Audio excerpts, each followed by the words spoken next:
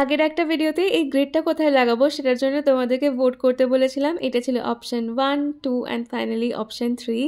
সবচেয়ে বেশি ভোট এসছে টেবিলের পেছনের এই দেওয়ালটাতে। তো আজকে এখানে এই গ্রিডটাকে সেট করব, আর সেট করার জন্য ইউজ করব অ্যামাজন থেকে আনা এই স্টিকি টেপগুলোকে।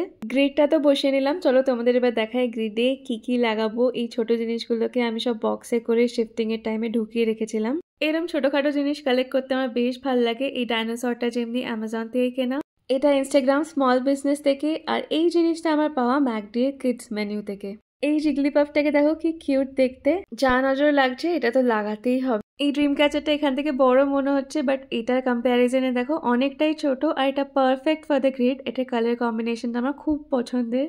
নেক্সট সেই দুটো জিনিস দেখাচ্ছি, সেই দুটোই আমার ওই ইনস্টাগ্রাম স্টোর থেকে অর্ডার করা ফ্লাওয়ারটার সাথে ফ্রিতে এসেছিল।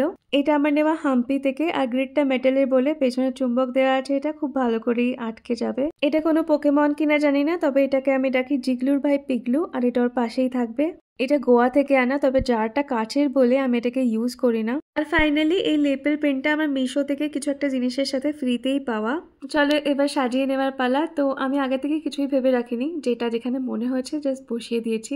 খালি ভেবে রেখেছিলাম এই জিগলু আর পিগলুকে একসাথেই রাখবো। তো এই হলো ফাইনাল লুকটা। তোমাদের কেমন লাগলো আমাকে কমেন্টসে জানিও।